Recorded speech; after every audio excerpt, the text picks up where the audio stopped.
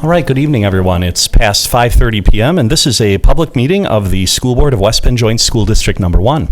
More than 24 hours in advance of the meeting, notice of the time, place, date, and subject matter of this meeting was posted at the entrance doors at the Education Service Center and at the West Bend Community Memorial Library. A copy was also sent to the Daily News, WIBD, Milwaukee Journal Sentinel, and other media sources that have requested notice of our meetings. And I'd ask our superintendent to confirm that this meeting was properly posted. Yes, it was. Great, thank you. I invite you to rise and join me in the Pledge of Allegiance. I pledge allegiance to the flag of the United States of America and to the republic for which it stands, one nation, under God, indivisible, with liberty and justice for all. We recognize a quorum tonight with 5 of our members present. Nancy Justman will be joining us a little bit later, and Kurt Rebholz is excused absent. And we begin with a fun item, recognition of state qualifiers. And I believe that, pardon me, let me back up for a second. We need to approve our agenda, don't we? So the agenda is laid out in front of us and as posted. I would move approval of the agenda. Is there a second? Second. Thank you. Motion and second to approve the agenda. Any final discussion? All in favor, please say aye. Aye. Aye. Any opposed? The motion carries. Thank you. All right, now that our agenda is approved, we can officially go to the recognition of our state qualifiers. And I believe Erin Felber and Molly Hengst, our athletic directors, are going to handle this. So, Erin, come on up. Good evening. Hello, thank you for having us. So I just want to call up our boys cross-country team, made it to state, and you're going to hear from Coach Scott Hammer. So super excited to be here, very proud of them, and I got to experience state cross-country for the first time this year in person, and it's amazing. It's like going to like a huge concert at Alpine Valley, so it was pretty exciting. There's just people everywhere. So let's call up Scott Hammer.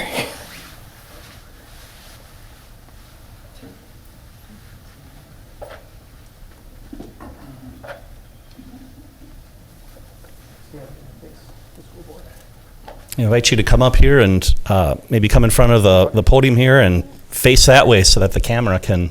Gotcha. Oh, they're going to face the cameras behind. I apologize. Great. Thank you. We're in a different venue. I should have paused actually to thank our friends at the City of West Bend for allowing us to utilize their facility while the Silver Lining Arts Center is being used for a drama event, I believe. So thank you. Please take it away. All right. Well, thank you, Aaron. I guess first off, I've been to a few Jimmy Buffett concerts at Alpine Valley, and I would beg to differ. There's a little bit of a difference between state cross country and that. Again, my name is Scott Hammer. Thank you for inviting us here tonight. On behalf of the coaching staff, I really appreciate the opportunity to recognize these guys and their accomplishments that they've achieved this year.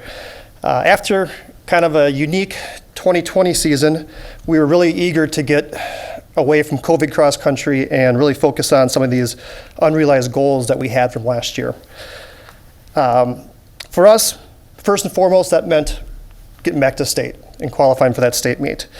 And that goal actually started, and training for that goal started, if not months, years ago for most of these guys here. It takes really hundreds of training miles for them to get their bodies ready. It takes dozens of interval workouts. It takes an occasional fartlek here or there to kind of get them ready to compete at the peak level in those weeks leading up to state. To their credit, these guys really did that. September 30th, they finished first at the Slinger Invite. October 7th, second at the Port Washington Invite. October 16th, fourth at a really extremely difficult conference meet where we actually had 3 all-conference athletes. Sam, if you could raise your hand, Sam Schreiber, first team all-conference. Nathan Butters, second team all-conference. And Joe Prosh was also second team all-conference. The following week, going into sectionals, it was hosted by Slinger, where we had 3 seniors, 2 juniors, and 2 freshmen punched their ticket off to the state meet, finishing second overall in that sectionals race. Going into the state meet, Coaches Association had us ranked 18th out of the 20 teams there. And I'm very proud to say that when all was said and done, these guys finished 15th overall in the state. So definitely overachieved at that level. So I'd like to introduce these guys to you. Again, guys, once I call your name, raise your hand so that the board can see you. Our seniors, Sam Schreiber, Joe Prosch, Kyler Fuchs, and Jake Lemke. Our juniors, Nathan Butters, Andrew Hartzell, Tyler May, Brady Davidson, Chase Pickett, and Mason Wilkham. And our freshmen, Quinlan Elke and Carson Hammer. So once again, thank you very much for the opportunity to recognize these guys. They had a fantastic year.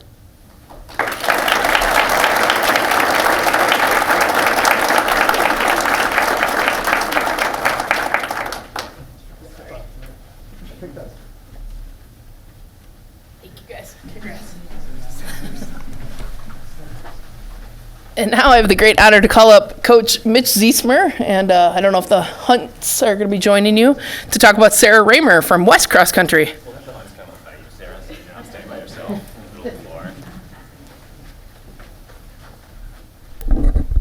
Thanks, Aaron. I'll just bend down like this. That's okay.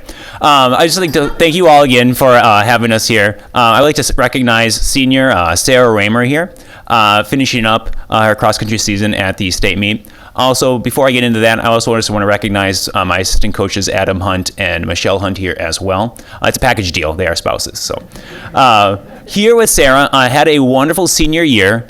She will recognize that in this summer leading up to it, like Coach Hammer alluded to, cross country is not a sport you can just show up on day one and expect to have great expectations.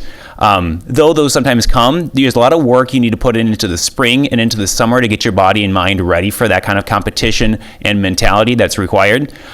Sarah recognized, especially going into her senior year, she really wanted to make the season remarkable. So she made sure and committed to doing summer running. And with that, she saw great results. Up until this season, she's always been a good athlete, but in putting in all that work and effort, she's become a great athlete. Overall, over the course of the season, albeit being a leader on the team, she finished up the conference meet, first team all conference. Sectionals, she finished 7th, which you might be wondering, how does that play out? So in cross country, to qualify as an individual, they'll take the first 5 individual qualifiers to the state meet, and just subtract out any runners in the top that are on the top 2 qualifying teams. So Sarah at the sectional meet placed at the 7th spot. So getting herself a ticket, as Coach Hammer has said, to the state meet at Wisconsin Rapids. At the state meet, as an individual, can be really difficult. Sarah didn't let that get the best of her because, of course, being an individual there, she's going to have to go ahead and commit to doing the routine that we've been doing all season long on her own, of course, with our coaches there. She ran an exceptional race and finished herself breaking just below the 100th spot, which is about 180 runners. But you got to remember, that's 180 runners of the top D1 athletes in the state of Wisconsin. So once again, Sarah, we're so proud of you. So glad to see you here today. Congrats on your season.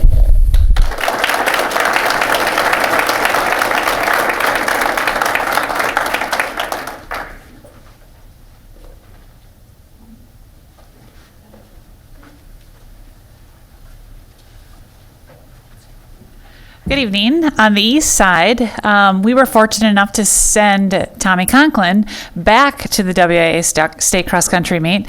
I'm going to ask head coach Dave Kramer to come up and say a few words.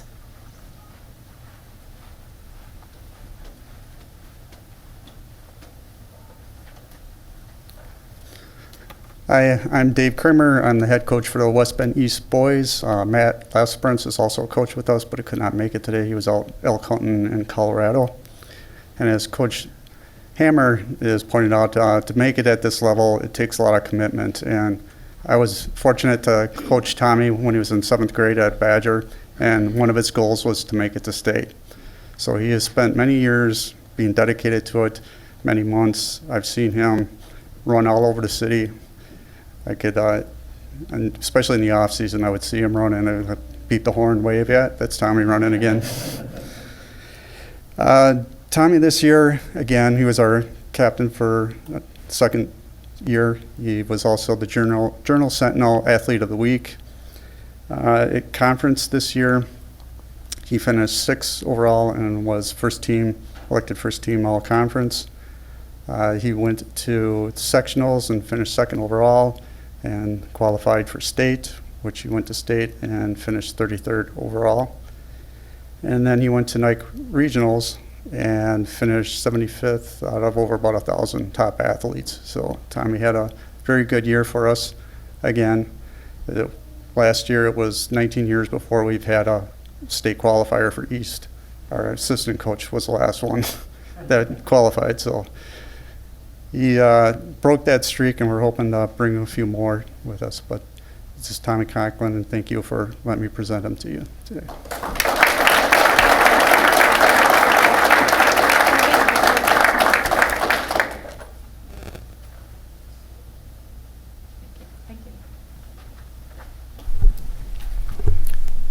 Well, thank you for joining us tonight. As I was listening to the coaches, some of the themes that I heard were how much success you've had based on 2 things: lots of hard work and discipline. And those are life skills that will absolutely serve you well, no matter what your future holds. Congratulations on your accomplishments. We are very proud of you and really glad that you could join us tonight. And that all being said, we'll be moving on to the next agenda item. And to those in the audience who joined us for the recognition of these state qualifiers, if you want to get up and leave, we're not offended. I'll just pause for a moment while our audience readjusts. Thank you again for coming.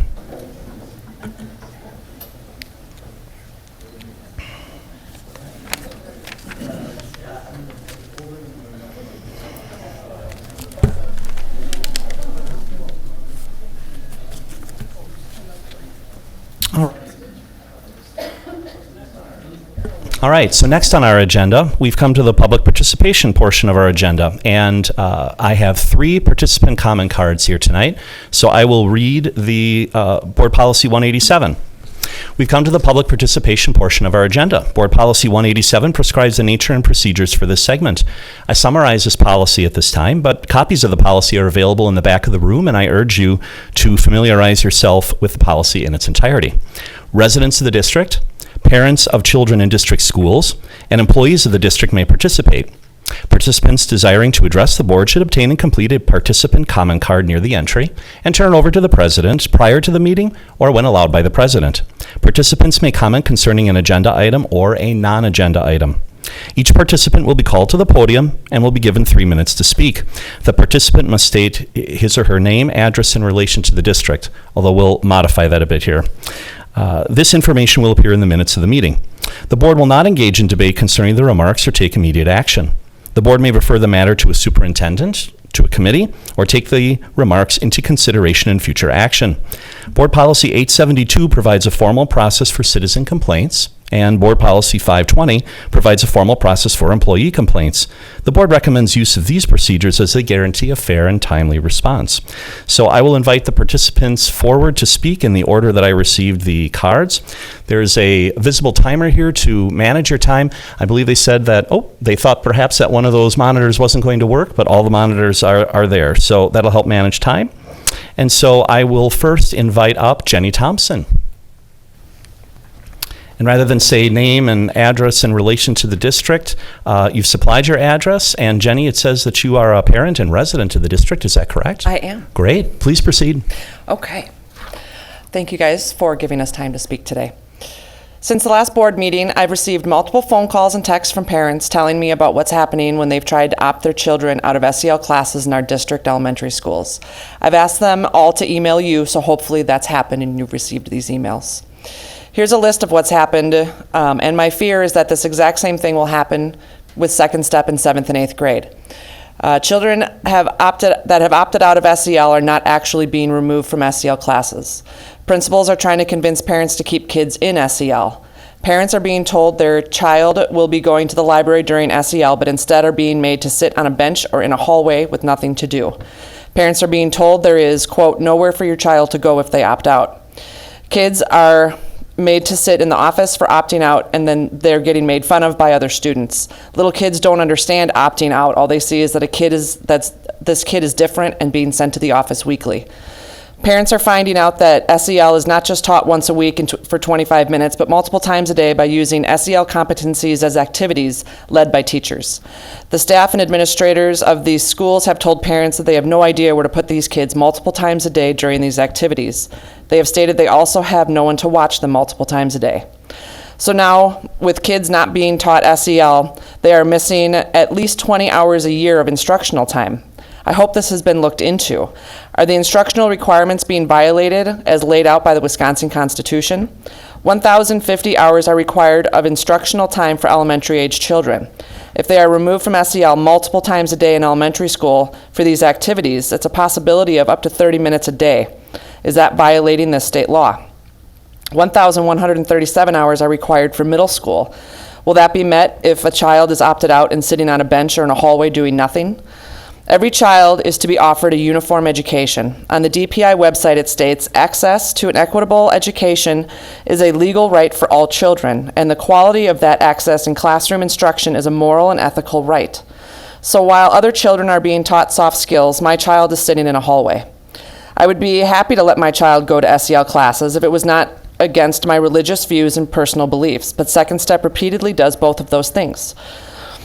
So because my views and beliefs, my children will be sitting on the ground in a hallway missing out on learning soft skills during the school day like the other kids. How is this not discrimination?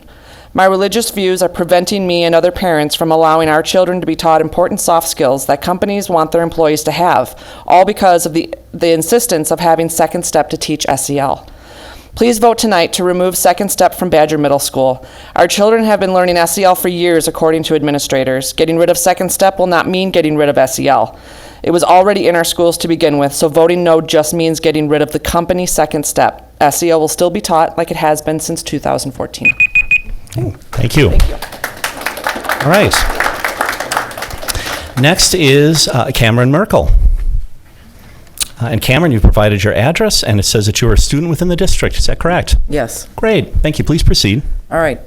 Good evening. Thank you for letting everyone speak. I'll be touching on a few different subjects tonight. I'd like to start off on a little side note. I heard you were voting on whether or not to have a workday for teachers this coming Monday, and I believe you should. Because every single day that I attend school, the teachers always seem stressed out and tired. But why are they stressed out? It's because there are not enough substitute teachers to fill in for absent or sick teachers. So on their off hours, they may have to go into a different classroom and teach. They need time to catch up on their own work. And after speaking with a few teachers this morning, I can tell you my opinion is also theirs. Please vote for an extra workday for teachers on Monday.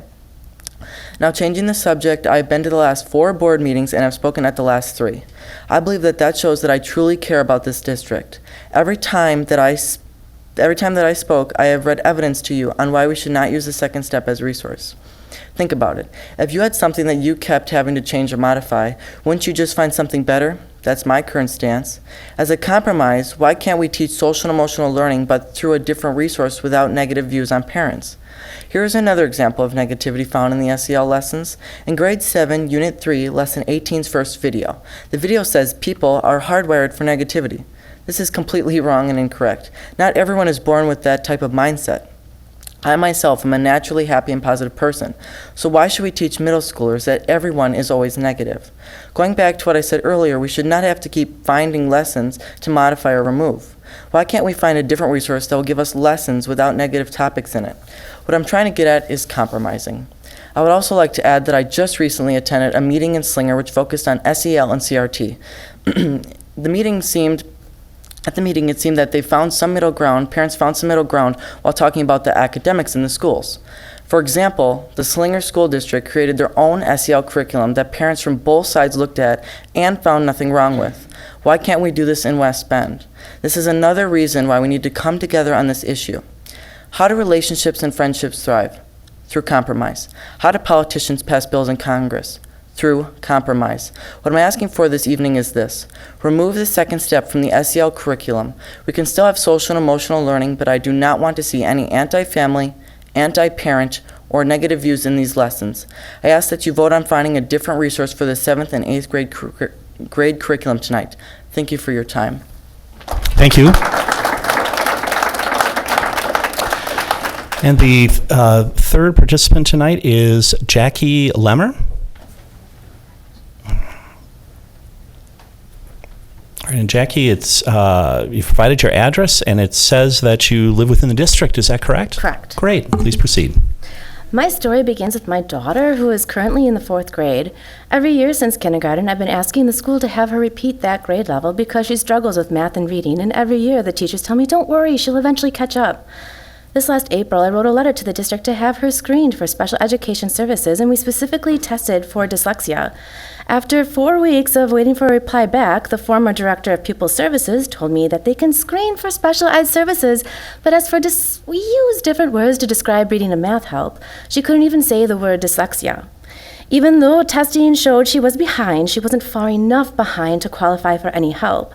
I know that dyslexia is a spectrum, and math and reading go hand in hand.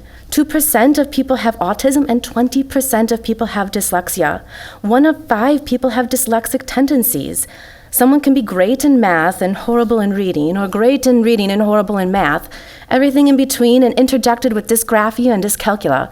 And they use completely different part of the brain to process and remember reading and math and implement them. They have to be diagnosed by a neuropsychologist, and the neuropsychologist screens to see which science-based reading program the individual will thrive with. Science-based reading programs are all classroom encompassing. All the children learn to thrive in the reading programs. The district does not implement any science-based reading curriculums. I was told how much the help the child needs is contingent on how the district interprets the state statutes. The school psychologist called me in October to let me know that my daughter did get screened for special ed and she doesn't qualify for any help. I asked questions of what the test encompassed, and the school psychologist said that she doesn't have access to the test and to wait until I have parent-teacher conferences to sign the paperwork to have closure on this. My goddaughter's 4th grade teacher told me that my daughter is starting this year beneath grade level for reading, and the lowest level to start 4th grade is reading level R, and she's starting at reading level O.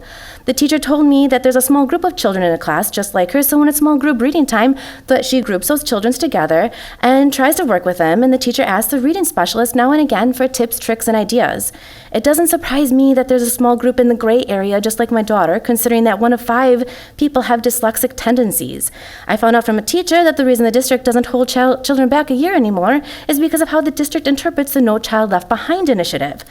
I also found out the district could have used the mental health grant money to hire a neuropsychologist and a science of reading of curriculum to help the children by boosting their self-esteem and lifelong confidence and give them the tools to help them succeed when they're 18 to either enter the workforce or to go on to higher education, but instead they purchase the Second Step program, which is expensive and is randomly interjected with compromising moral ick. Let's use Aesop's fables, Benjamin Franklin's words of wit and wisdom, that are way more transparent and accessible to parents. We need to hire a psychologist to partner with another district of hiring one if they are expensive. Let's focus on actually helping the children by teaching them the way they learn, the tools they need for success at every grade level, and how to continue learning when they are adults. Let's focus on making the district motto actually true, excellence for all. Thank you. Thank you. All right, I will double check. Are there any other public participant cards that I've not received? All right. Seeing none, then we'll close out the public participation portion of the agenda, and we will move on to the consent agenda. So the consent agenda consists of minutes of the November 8, 2021 regular board meeting and executive session, revenues and expenses in the aggregate for July 2021 through October 2021, ratification of certified staff contracts, certified staff resignations, and I don't believe there were retirements this time around. So those are the items on the consent agenda. Any discussion or a motion to approve the consent agenda? Motion to approve consent. Thank you, Joel, for the motion to approve. Is there a second? Second. Thank you, Paul, for the second. Motion and second to approve the consent agenda. Any final discussion? All in favor, please say aye. Aye. Aye. Any opposed? Great, thank you. The motion carries. We're on to the reports section, and we'll start with overview of state-issued report card results. And I believe Tina Van Roo is going to present that. Good evening. Hello. Thank you for having me back to report on the accountability report cards. I'm going to take a moment to just kind of re-ground ourselves in them in case there are any new audience members. So as part of the state's accountability system, DPI produces report cards for every publicly funded school. They collect multiple years of data in the areas of achievement, growth, target groups, and on track to graduation. And then those all get totaled into an overall score, and the score is aligned to a 5-star rating. The last time we received accountability report cards was for the 2018-19 school year. During 2019-20, no report cards were issued because of the spring pandemic closure. And then this year, the 2020-21 report cards were just released last week on November 16th. And included in this presentation are the 2 resource documents and presentation that I previously submitted to the curriculum committee. I'm happy to report that the district's overall rating earned a 4-star with a score of a 71.6, which means we have exceeded expectations. Overall, the district as a whole did very well. Our district, plus the majority of our schools, earned that 4-star, and one of our schools earned 3 out of the 5. We also have another school that kind of goes unnoticed. It's called the Washington Street School. It's located in the Washington County Jail. It is the JDC for Washington County. We also get a report card for them, and they get an alternate accountability reporting score. And we have met satisfactory progress on that, so I just wanted to report on behalf of that school too.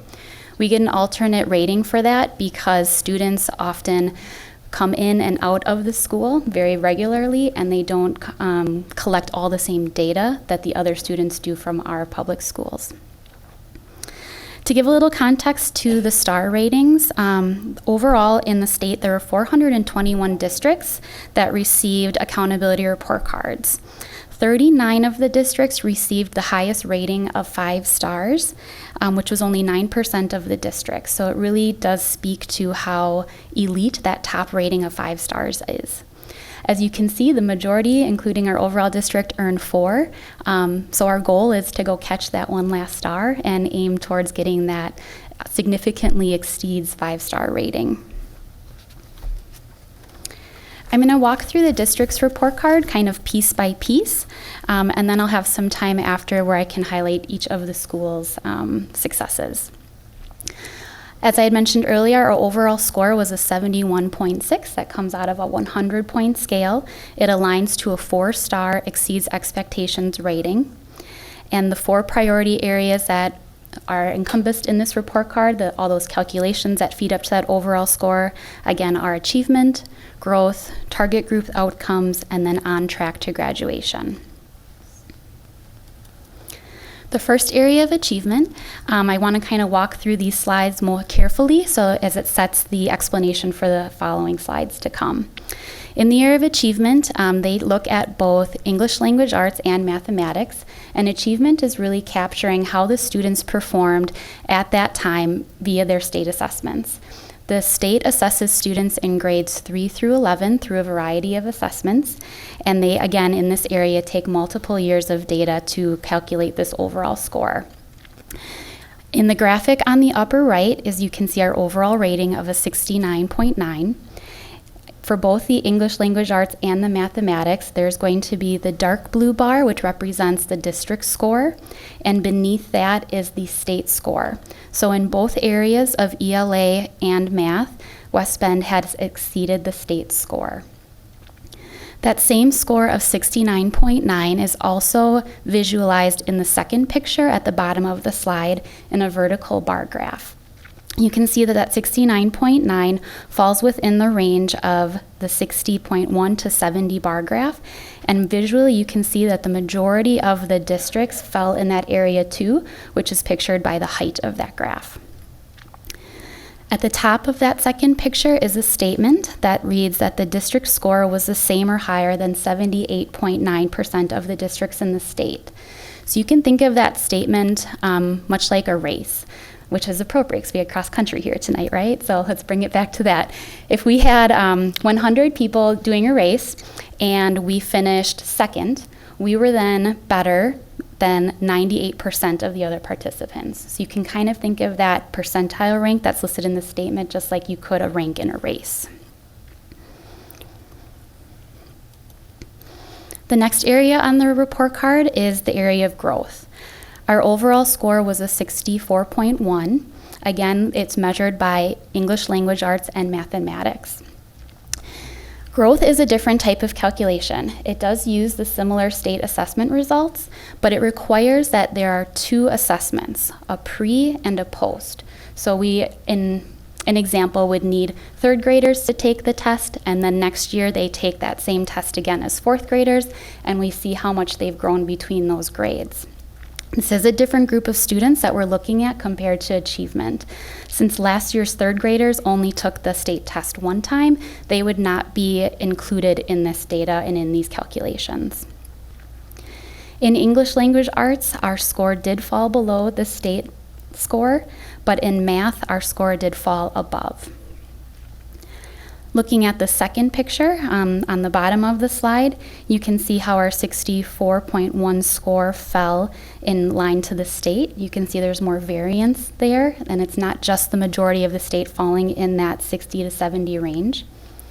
And as for the ranking statement, our district score was the same or higher than 37.4% of the districts in the state.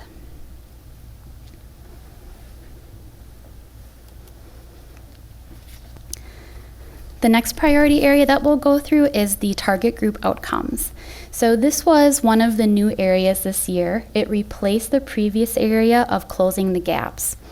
This area takes all of the test results, all the attendance data, all the graduation data, and it focuses those data on just the bottom quartile of students. So it's really taking all the calculations from the report card, making a mini report card for just those most students that are in the most need based off their performance. Our overall score for this new category was a 62.4. You can see for the target group of students, achievement is where their greatest need is. Their growth score, absenteeism, and graduation were all better performing for where they ranked. The 62.4 score fell again in the 60 to 70 vertical graph. You can also see that other districts in the state, it was pretty widespread where everyone fell. There wasn't one category or one score area where the majority of the students landed.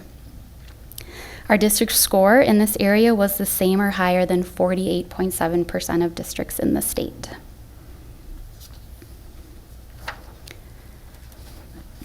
The last priority area is on track to graduation.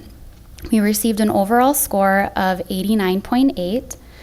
Again, we measure ourselves compared to the state in the areas of chronic absenteeism, graduation. They look at third grade ELA performance again, and then they look at 8th grade mathematics again. All of these areas we did receive a higher score than the state average.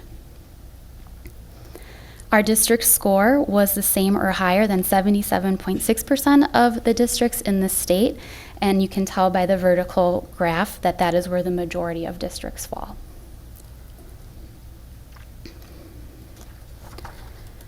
All right. The next information on the report card was brand new this year, and the information collected here was for course and program data, and it's for information only. So nothing that you see on these next few slides actually factor into the overall score or the star rating that we received. Since we got the report cards early during the preliminary window, we did know and already report to you that we knew that the information collected on here was going to be inaccurate. So what we wanted to do is show you what's on the report card. We know that there are some areas where we see zeros reported, which isn't a true reflection of the offerings and the opportunities that the students have. So we are going to spend a little time actually talking through the amount of courses and opportunities they do have in offering. And again, we've already done the work behind the scenes to improve our reporting, and DPI is improving their collection so that when all this information is collected in December for next year's report cards, it's going to be flowing correctly. In the area of post-secondary preparation, there are 4 subcategories where they collect the info. The first being advanced courses. So it does report that we have 0 because of the data process, but we actually have 46 different advanced courses or AP courses that are available for students to take. Next category is dual enrollment. We have 31 and growing, as Tim is going to be presenting tonight. And those dual enrollment courses are courses that we have that are in partnership with a 2 or 4 year college.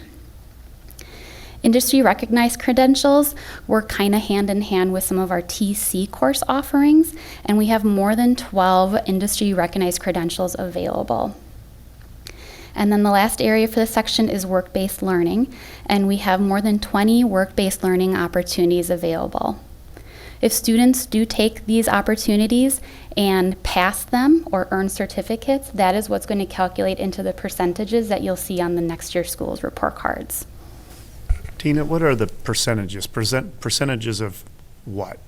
Yeah, so the first percent for advanced courses, dual enrollment, is students that pass a class.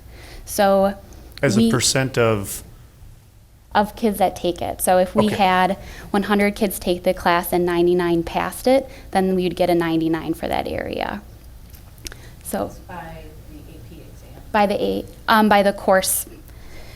Yeah, so it's not by the AP exam by the state, it's by the course enrollment and the grade issued from Skyward.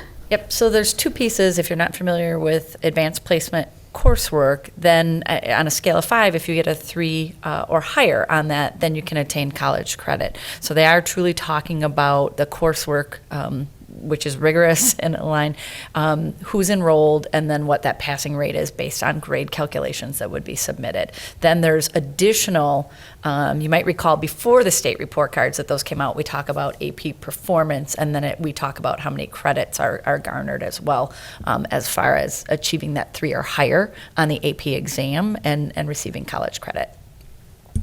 So then to clarify, based on the example here, the state percentage for advanced courses of 19.2%. So the state average is that a district has 19.2% of their students passing those advanced classes? Students that are enrolled in those classes. In those classes. But Yeah. again, if you have 100 enrolled in AP classes, 19.2 of them actually passed. Yeah.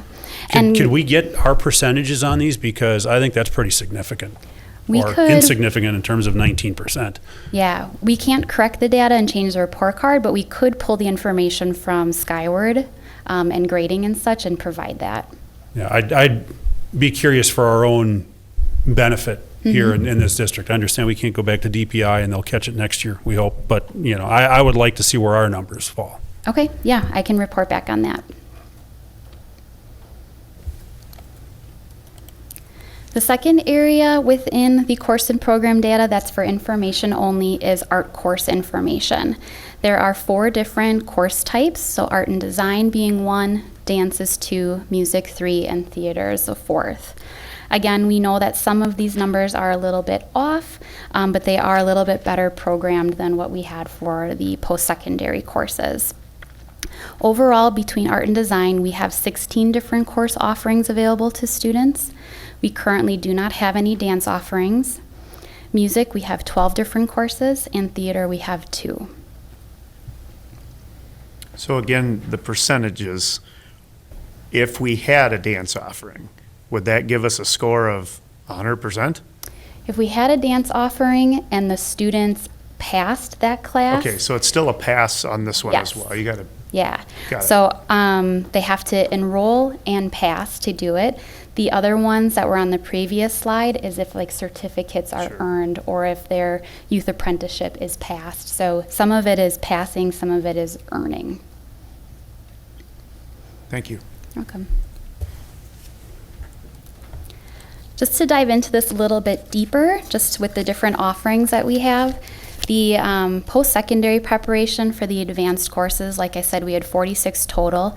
That does include 24 that we offer in person at our buildings, as well as 22 that are offered through our WBVA virtual program. For dual enrollment, the 31 that was listed was just the amount of transcripted credits that are available, which are classes that are in partnership with MPTC. Beyond that, we have 2 additional programs, Start College Now and Early College Credit, and those also partner with private and public 2-year and 4-year institutions through our UW system. Anytime that there's a class that we don't offer here that a student is interested in exploring, they can go through the Start College Now and Early College Credit program, go through an approval process, and then we ultimately pay for that so the student can take the class, earn college credit, and it's something that they can do ahead of time before they graduate. It's difficult to put a number on how many offerings there are because every institution at college has thousands of course offerings, but it is a program, both the SCN and the ECC, that is used each year by our students. For the industry recognized credentials, I had reported that there were 12, and this kind of goes to the different career pathways that are offered. So the most commonly used ones, or the most commonly earned ones, would probably be the CNA, the Certified Nurse Assistant certificate. There's also some available for Microsoft Office, Automotive Service Excellence, and Ask Business certifications. The last area was the work-based learning. We have 11 youth apprenticeship pathways for students to do. There are 7 co-op experiences available, and that's in the area of business, childcare, and culinary arts. And we have 7 on-site work-based learning experiences available for students as well. All the way from our advanced construction course, which I know has partnered with Habitat for Humanity for tiny houses and things, as well as working through the Nifty Nibble at the high school, and which is a student-run restaurant and catering service. For the art courses, it's just listing that we do have offerings for art and design both in person and through the virtual. Again, no dance at this time, but we do have that through co-curricular opportunities. Music is offered both in person and virtually, as well as 1 course each for theater. Just have a quick question. When you were talking about the dual enrollment part and the Start College Now and Early College Credit and how it's difficult to measure because there's so many opportunities there, and I know a lot of students ask for many and then end up getting a couple. When they're taking the measurement for on the back of the report card, the percentages, is that a point in time? So when you're talking about December, so is that who's ever enrolled in those in December?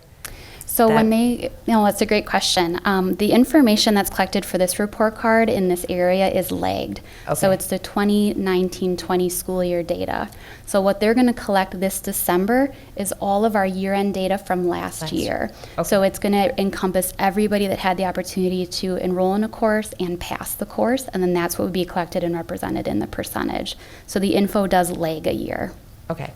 I mean, and that could change drastically year to year, where maybe your AP courses would be pretty stable. Yeah. Okay. Yep. Thank you. Any other questions on these areas? All right, before I shift gears and kind of go into some of the school highlights, I just kind of wanted to re-ground ourselves in the fact that every district and every school's report card is unique. I had mentioned that we have these 4 priority areas that calculate all the data to give us the overall score.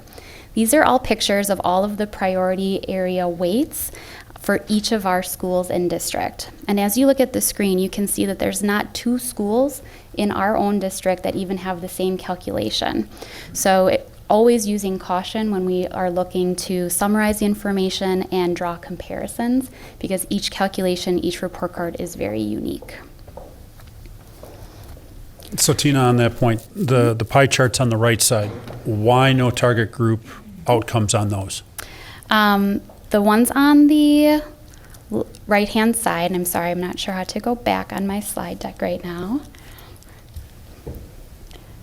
Pardon me. So the ones on the right-hand side are all of our K-4 schools. Okay. And the K-4 schools are not going to have the priority area of target group outcomes this year, which was that new area, the mini report card with the bottom quartile. There are some data calculations that are required to make that group exist, one of which being growth. And since we don't have enough growth data at our elementary schools, because we had just our 3rd graders last year, they didn't test a second time, so without that growth, the whole area can't exist. So any K-4 school in the state is not going to have that 4th area in their calculation this year. They will have all 4 areas next year. Okay, thank you.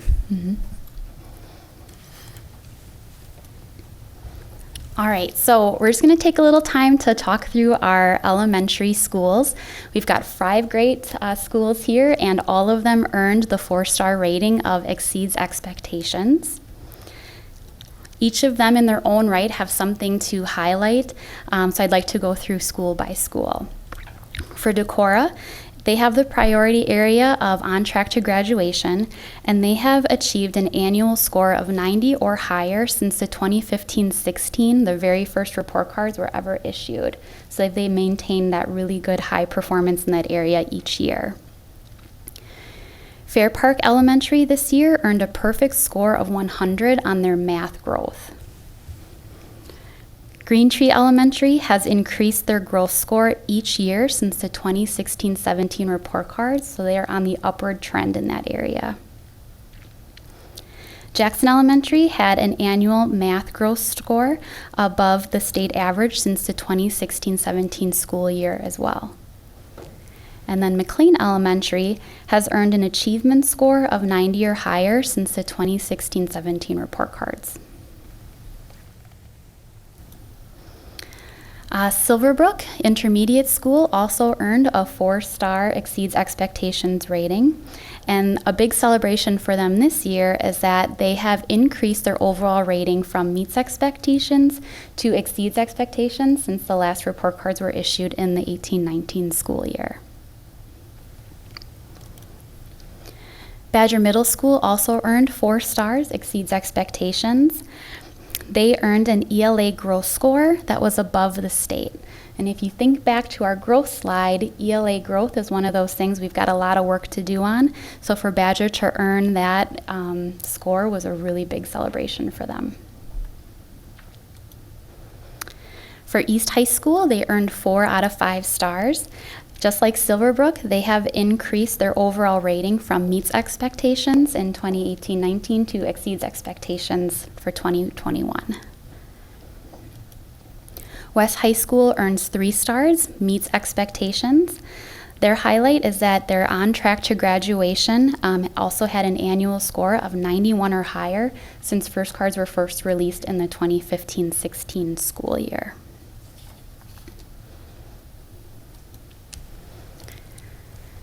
So every school had something great, which is wonderful to be able to celebrate. I know they each got their individual emails and they get to send out their parent letters and their newsletters and such, explaining and celebrating the good work that they're doing.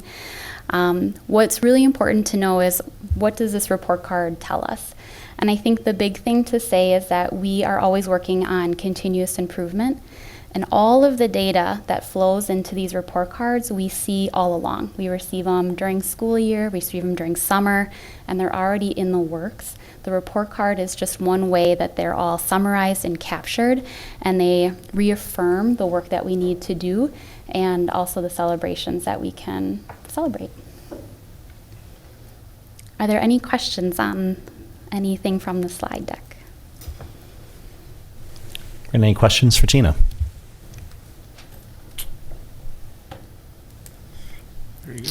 All right. Tina, thank you. I appreciate the explanation, because I have to tell you this, and this is not of the district's doing, the scoring system is a little bit odd, I would say. Unique. Just a little bit. Because you would think that, well, because you would think, for instance, for grading schools, when you see scores in 60s and 70s and meets, and it's a little bit hard to reconcile, but we're not alone. This is it's an interesting system, that's for sure. So I appreciate the explanation and the context around it. You're welcome. Thank you. All right. The next item on our agenda is the Superintendents Report, and so I'll turn it over to Superintendent Wimmer. I would echo thanks to Tina for her work. She works diligently alongside our schools to unpack results such as this and find meaning. And just to reiterate our path for continuous improvement, I know, solidly we were in COVID management last year, and happy to have scores again that we can go through. Our next kind of level, we were working with schools to talk about and do an analysis of their strengths, the opportunities, the different data pieces we had, so that we can take that graphic and reiterate and revise our goals, so that then they're strongly connected to strategic actions.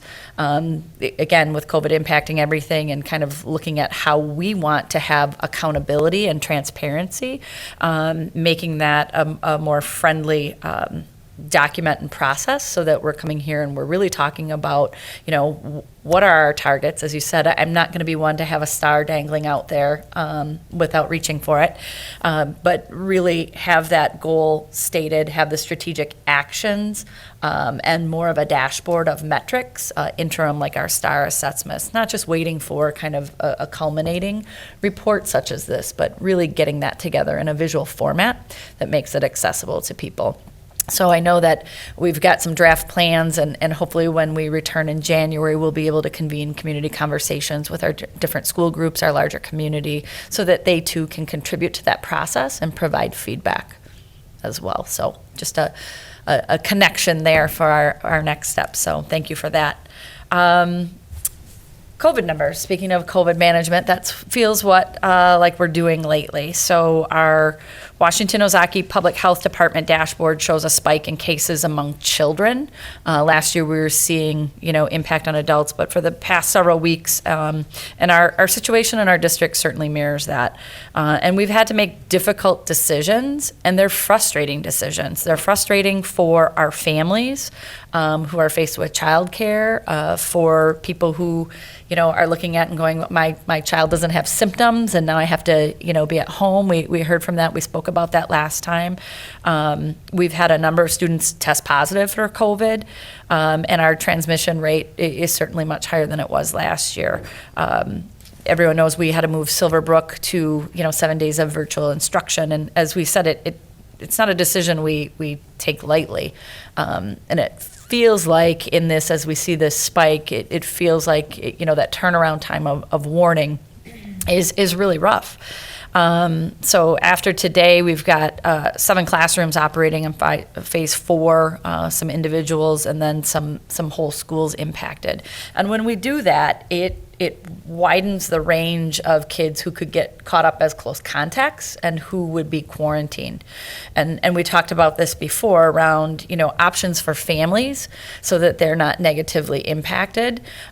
We did a survey at the beginning of the year, around those different levels of mitigation and what families were seeking. And now I've had conversations with multiple families around, Jen, help us figure out something for if I'm subject to quarantine, but my child is healthy, and how can I not have to take off work, those things. And we continue to explore that. But it's as we make decisions like this, it's become a more prevalent need for our families, and reaching out and questioning mitigation. And, if this is continuing to happen, is what we're doing really working. And quite honestly, I receive a lot of feedback, as do our board members, our principals, everyone. And it can go that whole spectrum, right? From you're not doing enough to you're doing too much, and what we're doing isn't working, and the numbers are reaffirming that, or, for whatever reason. So, one of my favorite things, you talk about kind of following science and which science and who's the expert in what field, and, and sometimes it feels like we're following feelings and of things of those nature. So, our biggest thing is if someone's not feeling well, stay home. We still run into that, unfortunately, where kids are coming to school sick. We have great staff, well-intentioned families, I'm sure, and we move swiftly to exit the students when they're sick from school. But that's the biggest one. My biggest ask is always just please call in. Talked about that with some people, and just feedback around, well, I'm afraid if I call in now and say they're sick, then I'm going to be subject to 10 days out versus maybe a couple days, and that perception. So that's been a feedback piece to kind of dive into, that there's that piece to it. And as we've said all along, we want our families to have access to in-person instruction. We want to be able to stay open. We wanted to minimize the number of quarantines for students who are healthy, and we wanted to make sure we had choices and options. So just giving you a status of kind of where we are. Last year, for the full year, we had 368 positive COVID cases for students. At this point in the year, we were at about 170.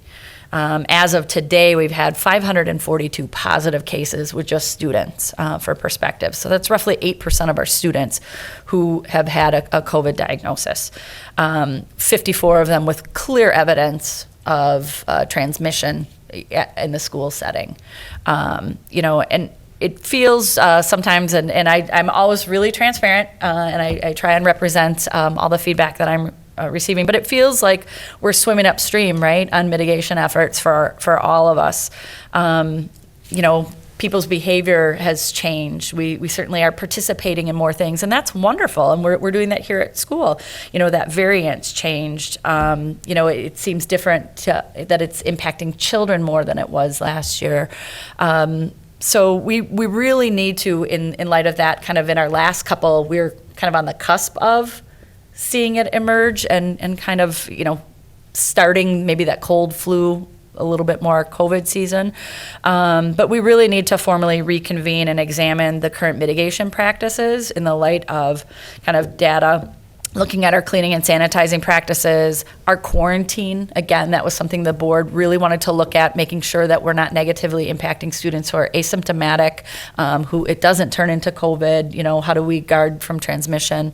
And what are we going to do kind of based on the future as I look towards a more cold and flu season, which will come upon us. It usually starts from November through March solidly. So we anticipate all kind of indications that we will have a flu season this year. We really didn't have that impacting last year. So I think that we need to have a couple rounds of conversations with our friends in public health, our industry experts in some different areas, really just have some open dialogue with families, much like we did to lead in the years when we started, just to get feedback, worries, concerns. Now that, it's really impacted people, to gather their feedback again, to figure out what we need to revise. And I've heard we just need to have that in a manner, outside of a board setting, because you're bound to just kind of listen and we can't really react in that moment. But how do we structure some dialogue and some conversations around that to seek those perspectives? So I think when we return from Thanksgiving, we really need to look at how we craft a few of those opportunities, because I would anticipate we're going to continue to see illness, and just kind of really have some conversations and then bring that back for some potential. I don't know what that would look like at this point, but I just think it's worthy of examination in that manner.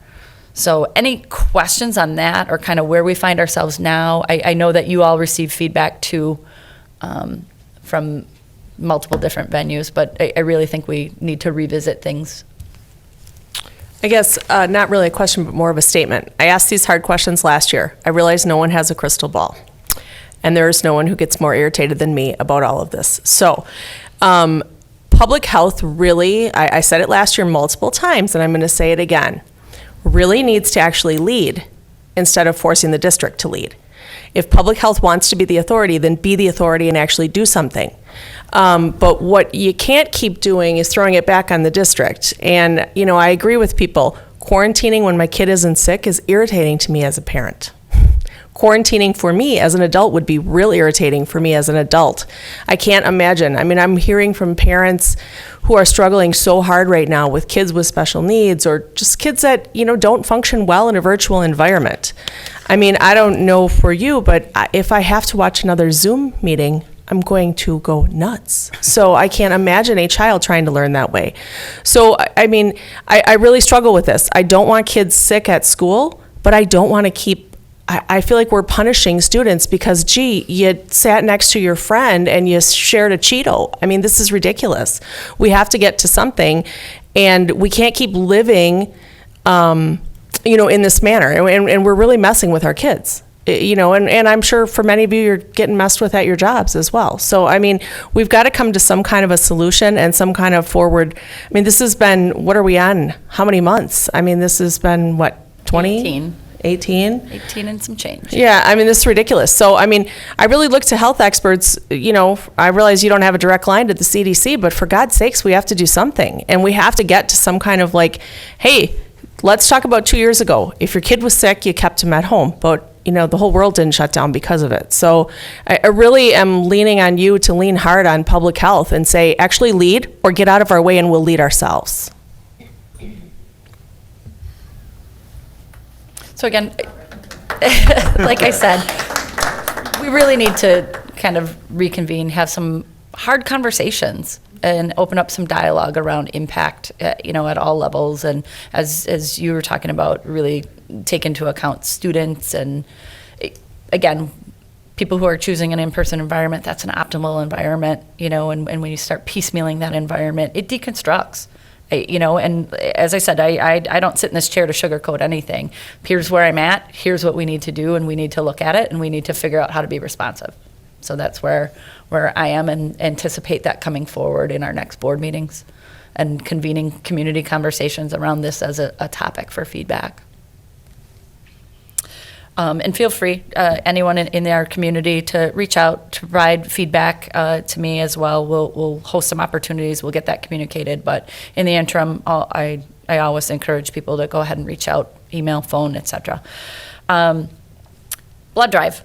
I want to make sure that people know about our annual blood drive, sponsored by the West Bend East and West Student Council. It's on December 8th from 6:15 a.m., which seems really early, to 12:15 p.m. in the South Gym of the high school buildings. Their goal is 400 signups, so give blood if you can. There's a link to sign up on our Facebook page. So again, that's December 8th. It's sponsored by our student council. Thank you to them for putting it together.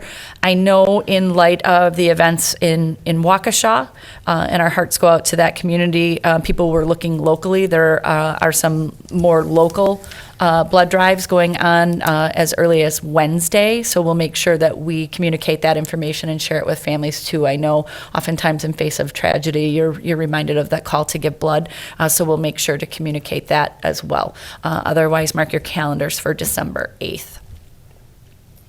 Swim and dive. At our last meeting, I told you our girls team was representing us at state. We will certainly formally recognize them as we did cross country today, but just wanted to give you an interim update. In the 400 freestyle relay, placing 23rd was Ashley Jankowski, Maren McDonald, Lily Inkman, Nicole Walters.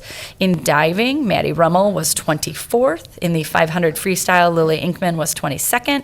And in the 100 butterfly, Nicole Walters was also 22nd. So I look forward to having them as guests to a future board meeting to celebrate their accomplishments as well. And finally, the Columns Concert, the annual Milwaukee Symphony Orchestra Holiday Pops Concert, is back.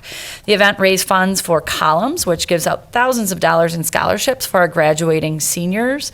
The concert's December 14th at 7:30 p.m. in the Silver Lining Arts Center. Tickets can be purchased at Horicon Bank, National Exchange Bank, Jeff's Spirits on Main, Sendik's Food Markets, and there are a couple of other ways, so check the flyer on our community bulletin board on our website. Again, that's December 14th. It's a popular event. Again, I look forward to seeing that this year as well. That's all. Thank you. Any questions for the superintendent? All right, thank you for the report. Our next item on our agenda, Erin Dove, our clerk, will give a report to the community regarding deadlines for filing for board candidacy or non-candidacy for the spring 2022 election. Erin. Thank you. I'm going to just read this off.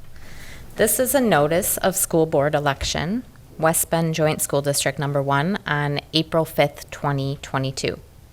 The election details. An election is to be held in the school district of West Bend on Tuesday, April 5th, 2022. The following offices are to be elected to succeed the present incumbents listed. School board incumbent Paul Fisher, school board incumbent Erin Dove. The office terms. The term of office for a school board member is 3 years, beginning on Monday, April 25th, 2022. A description of the school district boundaries can be obtained from the school district office. For candidates, a campaign registration statement and a declaration of candidacy must be filed no later than 5 p.m. on Tuesday, January 4th, 2022, in the office of the school district clerk at the Education Service Center located at 735 South Main Street, West Bend, Wisconsin, 53095. A primary election. If a primary is necessary, the primary will be held on Tuesday, February 15th, 2022. Additional information. Acceptable photo ID will be required to vote at this election. If you do not have a photo ID, you may obtain a free ID for voting from the Division of Motor Vehicles. Signed, Aaron Dove, Clerk, West Bend Joint School District Number 1, Washington County, Wisconsin, November 19th, 2021. All right, Aaron, thank you. Superintendent Wimmer. Just to note, that's a lot of information. So not only is it read here publicly, but our website's been updated, and you can certainly call our offices if you have questions about that process. So again, feel free to visit our website. All those forms are linked as well right on the site. Great, thank you. All right, we'll move to action items. And the first action item on our agenda is around, social emotional learning curriculum, grades 7 and 8, curriculum and resource. And Emily Melstrand is going to walk us through that. Emily, have you taken the podium already? I'm ready. Good evening. Good evening. Thank you for giving me the opportunity tonight to present 2 items for action. The first item that I have for action is the social emotional learning curriculum for grades 7 and 8. And I know that we have spent a lot of time talking about this over the course of the past couple of months, but I want to be respectful of the fact that there might be folks in the audience or at home who haven't had the opportunity to follow the process of developing this curriculum. So, as you know, I'm sorry I got distracted because poor Nancy is always the one who has the technology. Is it your watch? I'm not convinced it's your watch. I'm sorry for that distraction. As you know, we currently use the WBSD way as our framework for establishing and teaching school behavioral expectations. But we also know that it's really important, if we're going to honor our belief about educating the whole child, that a stronger, more comprehensive model for teaching and modeling social emotional learning skills is important. And we've identified universal instruction, meaning whole group instruction to all students in our learning environment, as a very proactive way of building skills for our students in cultivating a positive social and academic learning environment and having the greatest impact on targeted groups of students and students needing individual instruction. So over the course of the past couple of months, as a district, we've been receiving and responding to community feedback in order to put forth a curriculum for you to act upon tonight. And just to kind of give you kind of a reminder or an overview of that progression, we met multiple times at the curriculum committee level and spent a lot of time working through community feedback, considering modifications, considering revisions, and then coming forth at the last school board meeting to present to the whole group for discussion.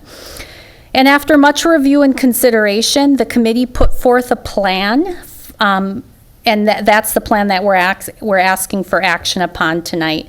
That plan uses Second Step as the primary resource, and there are a series of modifications that have been made to that resource. If you recall, there were some recommendations to remove a couple of lessons at the 7th grade level, and this document that I have up just for visual reference is the document that actually details those very specific changes to the Second Step resource or to the overall curriculum. So we made the recommendation at both 7th and 8th grade to remove a lesson and replace a lesson. So if you recall, the initial lesson really focused on how Second Step could support students at the middle school level. And in response to community feedback, we created a lesson called WBSD, Who Can Support You? And that's kind of a homegrown lesson really focusing on who in the school environment can support students as they encounter different social emotional experiences as middle school students. And then in addition to that, we recommended the removal of 1 lesson at 7th grade and 5 lessons at the 8th grade level. And the primary reason for the removal of those lessons was we identified lessons that really focused on a community response to specific situations and decided that we really were focusing on individual student skills and that those community response lessons could be removed. And then in addition to that, we made the recommendation to create and add an additional lesson focused on digital citizenship, and that really came from that desire to, number one, reinforce appropriate use of technology based upon school district expectations, but then also honor the fact that families may have their own specific rules and expectations around technology use and the importance of honoring that as well. So that was a created lesson that's acknowledged in this document. And then finally, we made a couple of modifications, and we had decided as a curriculum committee not to make recommendations that required us to alter specific slideshows or ask teachers to skip elements of slideshows. And instead of doing that, we actually modified some student handouts in order to bring in additional concepts or ideas or to eliminate ideas that the team felt could be better represented with different information. So in addition to that, we also spent quite a bit of time last board meeting talking about the importance of a strong communication plan to support this curriculum. And along with this document, we did create a communication plan that's kind of multi-tiered. So part of the communication plan is designed so that building administrators and teachers can, in advance of lessons, communicate to parents what the upcoming learning targets will be. And then it also offers family prompts that allows families to extend the learning in the home and potentially reshape ideas or reflect their own personal values within the context of those prompts. The communication plan also provides very specific information to teachers so that they know what they need to be focused on in upcoming lessons. And then in addition to that, an element of that communication structure is intended to be responsive in that if there are any concerns that come forth, if students have a need to explore something in a more individualized way with a counselor or somebody else within our student services team, that those structures are in place to support that. So that kind of describes the overall plan that we're bringing forward to you tonight and asking for action upon. Do you have any questions regarding that information? Emily, regarding the communications plan, can you summarize for us kind of the cadence and the scope? If I'm a parent, am I getting an email every week about here's what's coming next week, or is it a monthly look so that I've got some forewarning and I can begin talking about what's going to happen in 3 and 4 weeks out type of thing? So that's a great question, and the timeline really is that there will be a unit description that is in advancement of the unit, and this is going to be embedded in the Badger site newsletter. So that would describe the upcoming units, and then I believe the intent is that they will incorporate the lessons with that unit so that parents have all of that information in advance of those teachings.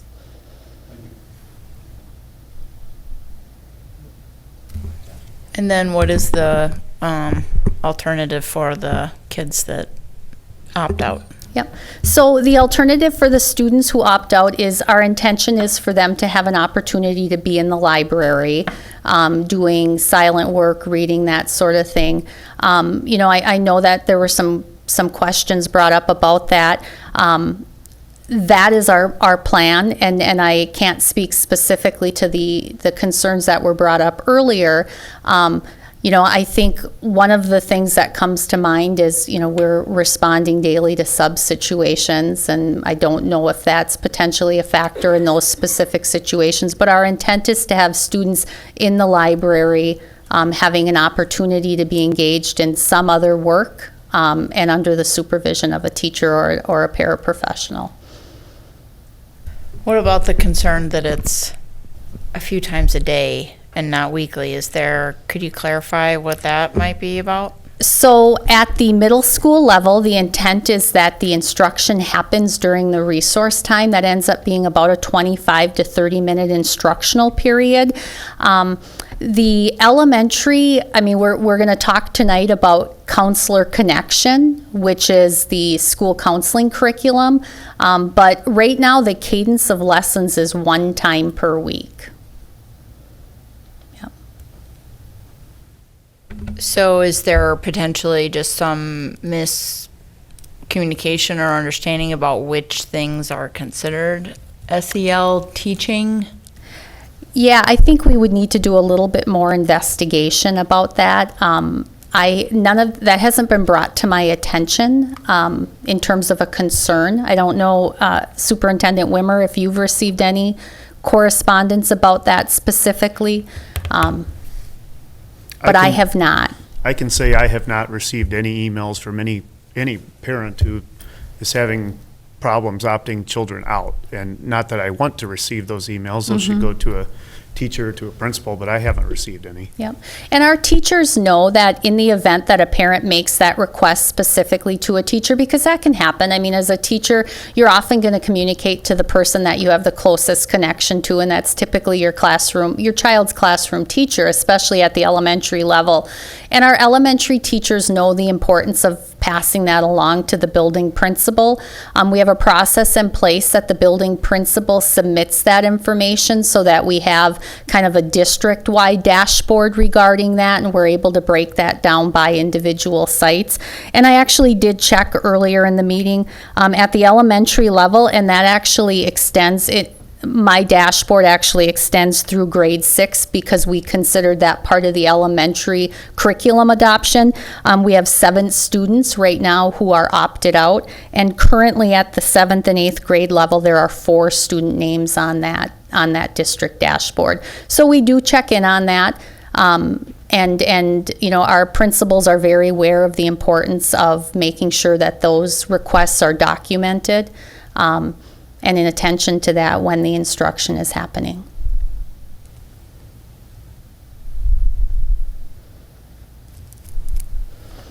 Any other questions?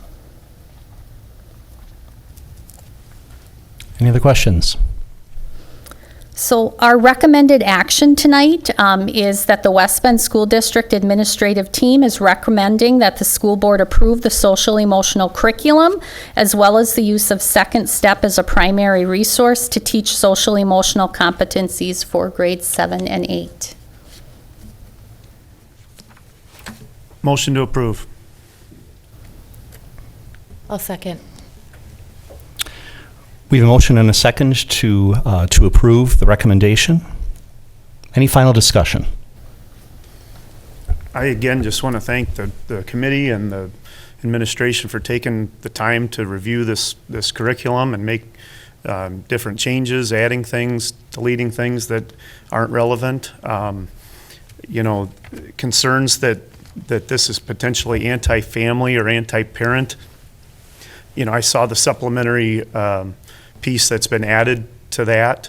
I've reviewed every single lesson in this curriculum. I don't see it that way as being anti-family, anti-parent. I think our kids need this now more than ever. Only 7 elementary students opting out since we implemented it several weeks ago now. You said 4 who have maybe desired to opt out at this grade level. I also want to thank the community for taking the time to review the resource and provide the feedback, and I think the due diligence has been done on this. So look forward to our students, learning these lessons here as soon as we approve it. I would just like to echo a lot of what Joel has said. A lot of people worked really hard on this, from the community to, Emily and Jen took a lot of my phone calls as I took every 7th and 8th grade lesson. and we hashed it out, Tani and I, for hours and hours in curriculum, and I feel like this is really supporting the whole child from many different points of view. So thank you for your work on this. Thank you. Again, I'll echo those sentiments and just thank Superintendent Lemmer for adhering to process. This is, in my time on the board, this has been the most grueling process that we've gone through in terms of curriculum.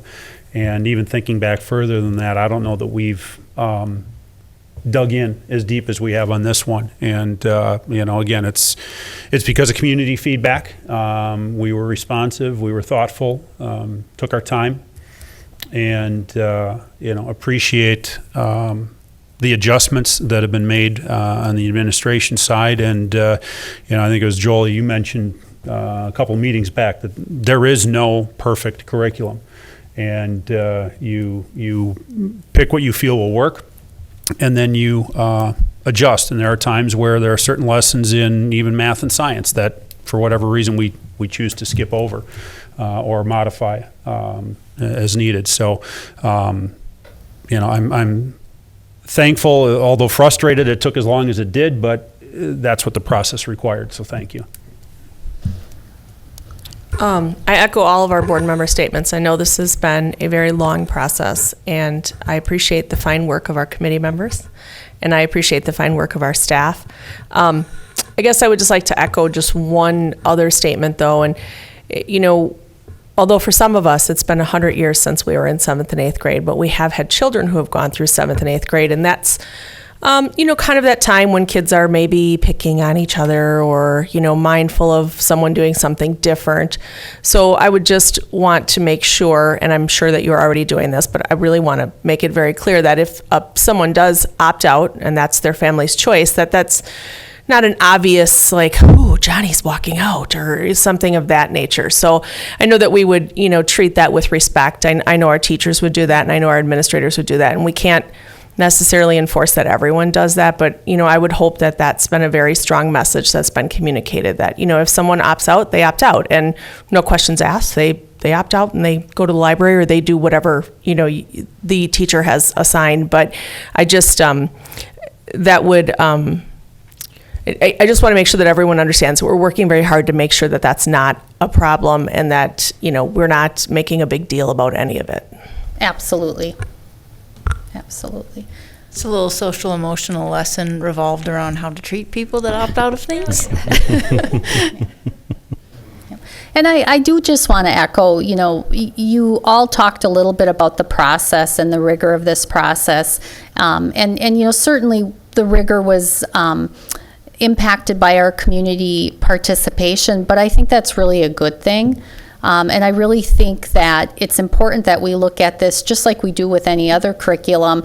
We're going to continue to investigate other tools that are out there. I mean, just like we do in science and social studies and math and in English language arts, and continue to make sure that we're choosing the best resources for our students. So, I think it's also important to remember this isn't a forever plan. This is a really good plan that we've put together right now, and we'll continue to do our work. And if there's a better plan or a better option, we'll certainly bring that through the full process again.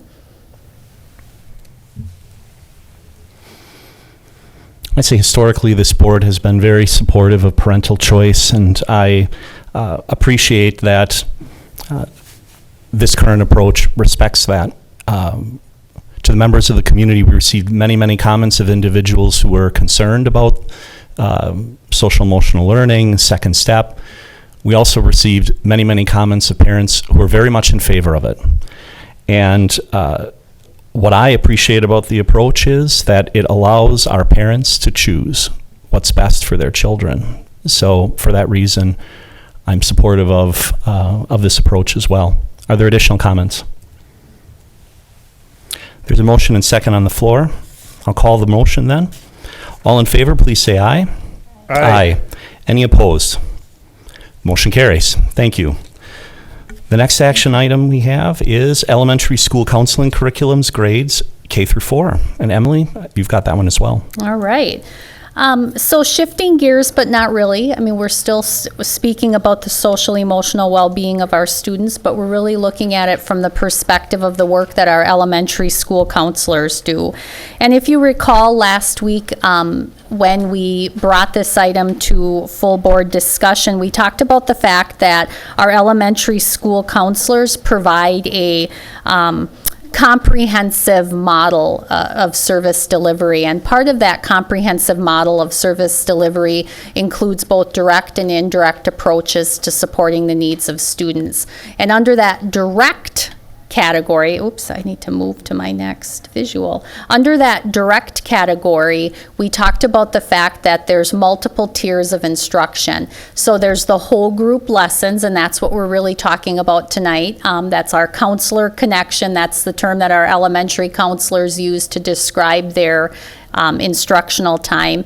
And then there's sometimes small targeted groups, and those are with parent permission and very specific to small group needs. So kids who need a little more of something based upon data, based upon teacher recommendation, and based upon parent recommendation will receive that small group instruction. And then sometimes very individualized instruction. And in past years, the counselor curriculum or the counselor connection happened, and we really thought about that as a service to students. But in light of really being consistent and transparent about the work that we did, we brought this forward to you to view as a curriculum, because this is something that we are putting in front of every single one of our learners, and the instruction is universal. So we brought forth to you last week an elementary school counseling curriculum. And if you recall, that curriculum is in alignment with the American School Counseling Association mindset and behaviors. It is not a curriculum that comes with a single primary resource. It's made up of a variety of resources, all of which are listed in the curriculum document. And one of the recommendations that came out of our curriculum committee was to, in addition to providing it in this modality, that we also create a supplementary book list, and that's also provided for you. The intent of the supplementary lessons was that the curriculum is able to be very responsive. So we guarantee that all students will receive a minimum of 10 lessons across 8 units. But with those supplementary resources, our elementary school counselors have the ability to do more for specific grade levels or classrooms if need be. So if you remember our discussion last week, if a group of second graders were really struggling with being able to be good listeners in the classroom, they have their universal lesson, and then that counselor might be able to come back and do a secondary lesson related to that using the supplementary resources. Do you have any questions about that elementary school counseling curriculum?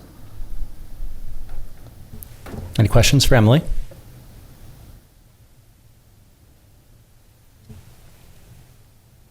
All right, so I believe the administrative team recommends the school board approve this elementary school counseling curriculum?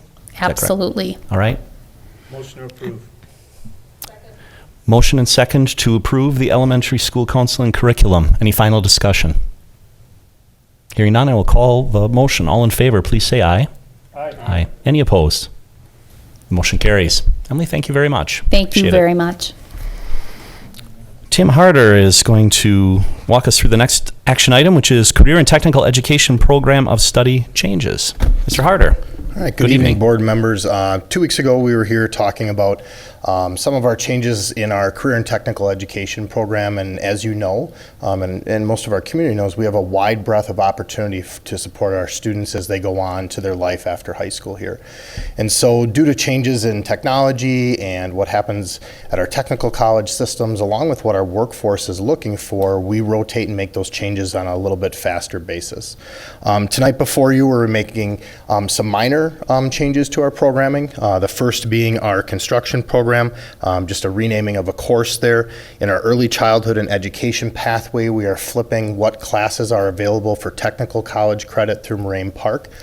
So just so we're all on the same page, those students have that opportunity to take that course here with our instructors and receive that technical college credit while they're in high school on our campus at that point in time, along with changing some of the requirements to align more closely with DPI's requirements for 2 of our early childhood courses and the prerequisite courses that go with it. Besides those areas, we did a larger overhaul of our IT and our computer science pathways. And so what we are looking at is some combination of some courses to allow our students to take additional technical college coursework while still at the high school, and adding in a cybersecurity course. And that's in response to business and industry trends, not just in Washington County or Southeast Wisconsin, but nationwide and worldwide. It's something that mirrors with what Moraine Park is doing and some opportunities there, along with revamping our computer science or our programming course sequence. We currently have on the books 2 classes that are tied to some programming courses at Moraine Park, but we took and looked for a larger comprehensive opportunity for our students when they leave here. And so as part of tonight's recommended motion for the board is to review and look at our new computer science pathway, which would come with 3 different courses, the ability for one of them to be technical credit, possibly through Moraine Park, and 2 of the courses would also be for students to sit and take the AP exam or complete the AP portfolio for. As part of those course sequences in IT and computer science, we're asking the board this evening to consider the approval of using the Project Lead the Way curriculum along with Moraine Park scope and sequence. So I'll entertain any questions that you may have this evening. Any questions for Tim? Just an observation, the cybersecurity edition is very timely. I think you'd have to, live under a rock to not know that that's a big issue. So, thank you for that. Any other questions, Tani? I really appreciate the presentation you gave a couple weeks ago, and I'm fully supportive of all the proposals and changes. Thank you. Thank you. I will move to. Oh, I'm sorry. Go ahead. I'm going to do it. Oh, please go ahead. You may have the honors. Joel's giving me a hard time. Motion to approve the changes to the career and tech ed programs of study in construction, education, early childhood education, computer science, and information technology as presented, and adopt the Project Lead the Way and Moraine Park Technical College curriculum for the computer science and information technology programs. Well done. I will second that. Motion and second to approve these changes as presented. Any final discussion? All right. All in favor, please say aye. Aye. Any opposed? Motion carries. Tim, thank you very much. Thank you. Our next action item, market analysis of targeted support staff positions, and Mr. Lenny Hansen is going to walk us through that. Mr. Hansen, good evening. Good evening. And to grab my things, we are moving at a good clip this evening all of a sudden. All right. Thanks for welcoming me here. The work tonight is the result of a lot of effort by the Human Resources Department in partnership with the Finance Department to engage in a process that we think is going to be long-term beneficial for the district. So the administration recently adopted a 3-year cycle for engaging in market analysis of the wage competitiveness of all positions in the district. This will ensure that at least once every 3 years, every position is analyzed to ensure that it's in line with the appropriate targets for compensation to ensure strong recruitment and retention of employees. In this first year of this new cycle, we have a number of positions we're reviewing, and we're going to discuss most of them tonight. There's a few categories that we'll be bringing forth later this year, but the first targeted positions here were chosen because they are our areas of greatest need in terms of difficulty filling vacancies. This difficulty filling vacancies in these positions certainly has been exacerbated by the pandemic and the nationwide labor shortage. However, the issues we've had with recruitment in these areas predates the pandemic for sure. So we've really had a long-standing issue bringing on employees and keeping them in these positions for several years, and we're happy to bring forth some information to address that tonight. So to engage in a market analysis of the positions for this evening, which are general aides, which is a host of types of aides, classroom aides, supervisory aides, a variety of different types. Special education aides is the second major group. Instructional techs is the third group. Custodians is a fourth group.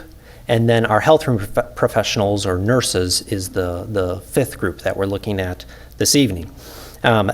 To engage in a market analysis, we spent a lot of time digging in, looking at roughly 50 area southeast Wisconsin school districts to look at what their comparable wage, starting wages and average wages were.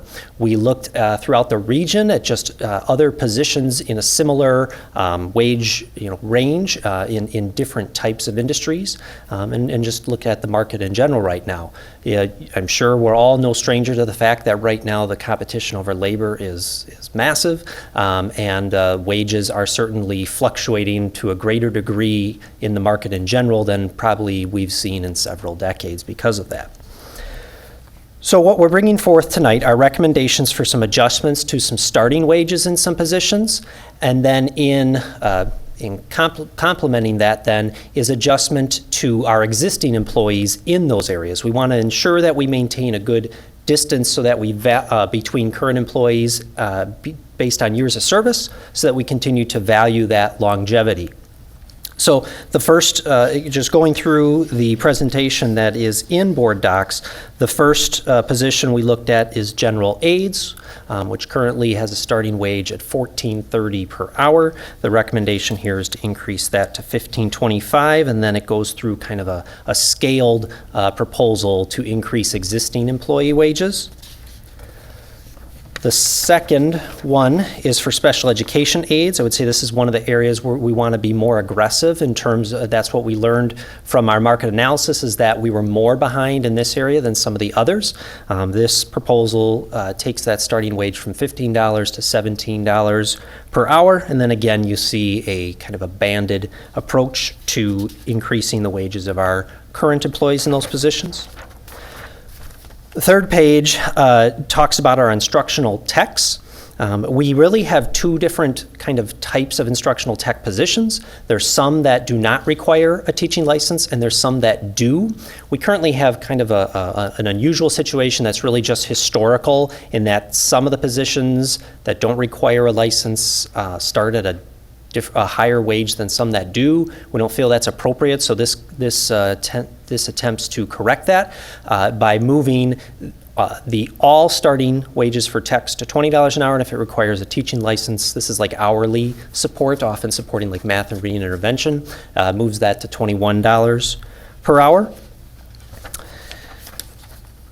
The next section is around our health room professionals, kind of taking a similar approach in terms of where we set that based on that instructional tech piece. In that instructional tech piece, there's a certification required, a teaching license for that $21. Well, we feel that the certification necessary to serve as a health room professional out of the medical field should be similarly honored, and therefore we propose setting that starting wage also at $21 per hour. It's currently at $20.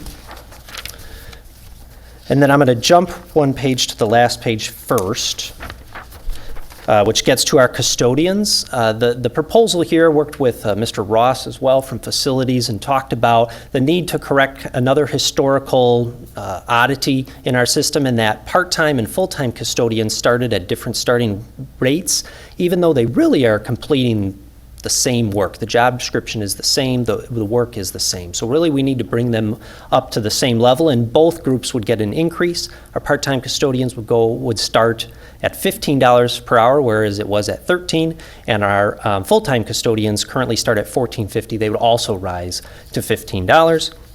Also, in analyzing our custodial wage scales, really saw the need to create some improved division between years of service, which we felt there was a room for improvement there, and this proposal attempts to create that as well to ensure that we honor that loyalty and longevity within the system. Before I talk about the holiday pay piece, I guess I'd like to first talk about all these adjustments to starting wages and to current employees in these categories. So Lenny, you talked about the competitive pressure, and you can't go past a street corner in West Bend without passing a Quick Trip that's under construction, and $18 an hour starting wage as a cashier, or Culver's at $16 an hour, and so forth. So that's part of the context. But can you also give us some perspective on when was the last significant review of these positions? How aged are we in this? I couldn't tell you when any kind of really thorough review took place. It appears to me that several years ago there were some incremental pieces that were done, but you're going back at least 7 years, or you're going back before I even entered the district back in 2015.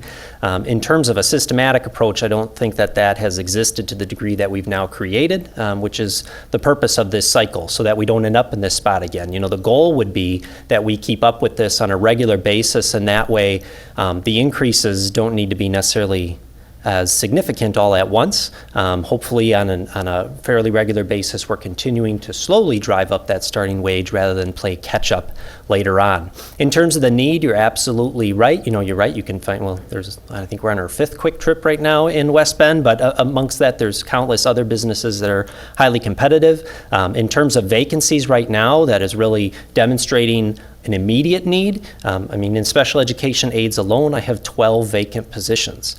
I have 6 vacant positions in the general aid category. We have 7 vacant positions in custodial as of today. Those are highly impactful to not just our ability to carry out the work of those departments, but also impactful on the employees we do have and all the work they have to do to pick up the slack covering for those vacancies. Thank you. Any other questions? So that's kind of on that first piece. I have, as part of the same proposal, the second last page gets into a holiday wage adjustment proposal as well, which I would recommend we tie to this. So an idea was brought forth that we currently pay all of these positions that are listed here, usually around anywhere from 3 to 6 holidays for these positions. And how many holidays they receive truly is just a historical piece in the district, and it's a little unusual, but for the majority of them, it's about 5 holidays. When we look at the need to recruit employees, our biggest recruitment tool when we talk to people, when we're scheduling interviews, when people are coming for orientation, for these types of positions, the wage is what is drawing people. So we want to be able to drive that wage up as high as we can. What we're never asked is, do I get paid holidays? It's not something that people ask about. It doesn't seem to be a huge recruitment tool for these types of positions. These are not full year-round 12-month positions. These are more school year type positions.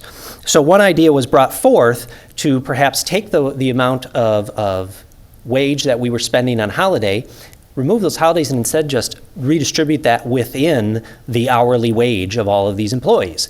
Doing so would let us increase the starting wages for all of these groups a minimum of 50 cents per hour, as it shows on that table. While 50 cents may not seem like a lot, it's something in the recruitment side, whereas I think we're really getting not much out of the recruitment side by offering those holidays. It's not something that is necessarily universal throughout school districts at all. Certainly for 12-month staff, we want to continue that, so that proposal was brought forth. I facilitate meetings with a support staff advisory committee. We meet every other month usually, although this year it's almost every month. And there's about 20 members of our support staff that are on that committee. I brought forth this idea a couple weeks ago.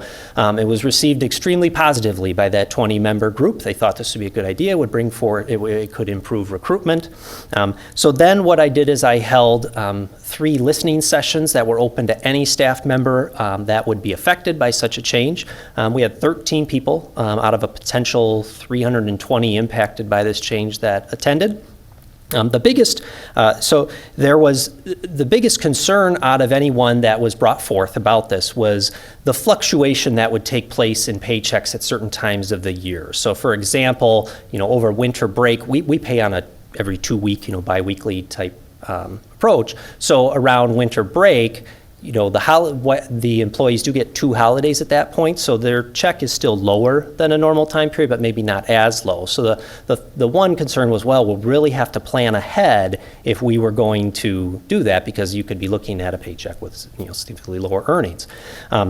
That's a legitimate concern. So one thing that I've talked to Mr. Sarno about, and that we'll be investigating over the coming months for a potential if we're able to implement for the next school year, would be some ability to maybe annualize those earnings for the employees in this group over a more consistent, smoothed out, in a consistent, smoothed out manner, so that maybe they'd have that option at least. So if they don't want to experience fluctuation from check to check, we'd like to see if that's possible. I can't make any promises. I don't know what would be required on the administrative end, feasibility-wise, manpower or wise behind the scenes, but we're going to thoroughly investigate that, because that was the one thing that we heard people say. In the end, between our listening sessions, our advisory committee, the vast majority of people voicing an opinion were in support of the proposals. In fact, the individuals who were most questioning were actually individuals that wouldn't be affected by this exact proposal, because they work 218 days. There are clerical, professional, technical employees that work about 6 weeks more than a normal school year, and we're not going to be impacting them with this proposal for 2 reasons. One, they were the one group that kind of said they were a little more concerned about that. They also get 10 holidays instead of the 5 or 6 because they work a longer year. And then finally, because that's not a group that we're struggling to recruit, whereas the point of this is really improve recruitment. I don't struggle in clerical and professional technical the way I do in these other positions. So we kind of modified the proposal a little bit based on that feedback and are bringing that forward today to try and, this would be an add-on to the wages you see already in the proposal. So for example, when you see $17 as the proposed special education aid rate, if you also approve the holiday adjustment, it would result in starting wages $17.50. To avoid impacting people's paychecks this close to the holiday, we would not implement any of this until January 10th, which is the start of the first full pay period in the new calendar year, which is a lot cleaner way for us to do it administratively as well and from a bookkeeping standpoint. So that would not impact people's holiday pay this close to the holidays, which we would never want to do. So a lot of information there, but again, happy to answer questions. So, Lenny, when you factor in the proposed holiday adjustment into the revised numbers, competitive analysis implies that, you're looking at neighboring districts and so forth. Are we, with the proposed numbers, are we at the front of the pack, middle of the pack, lagging still? Where does it put us? So I would say we are leading the middle.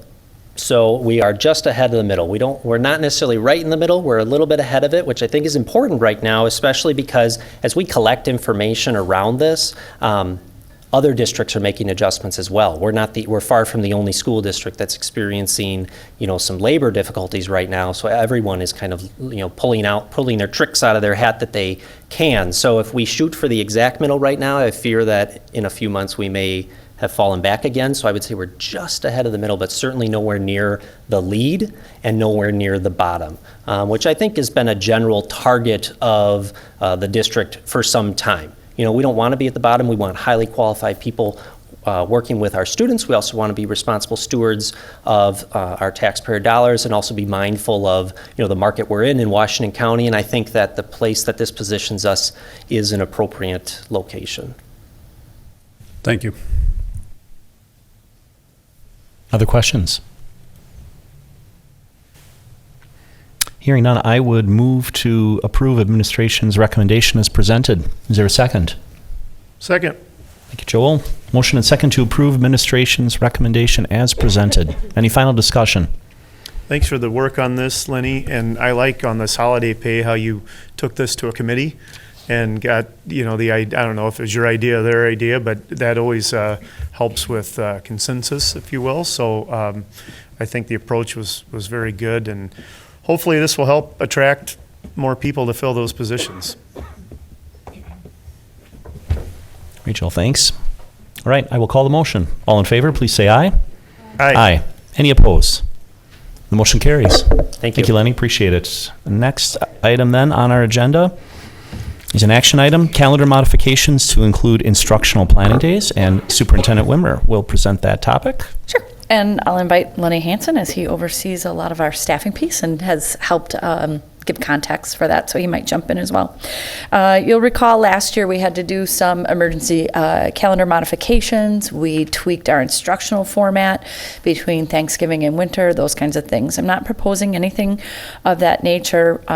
And recall that we talked in spring about there might come a time when we need to look at the calendar. And we didn't want to do that and jump the gun and just put something in there. We wanted to be responsive when we saw the need. So we kind of threw up the flag a couple weeks ago, talking about the context of our staffing and our needs for our students and our ability to meet those in a consistent manner. And you heard from me before when I was kind of on the COVID soapbox around the implication for numbers for our students, and we're not without a negative impact on our operations, including instruction from the staffing side as well.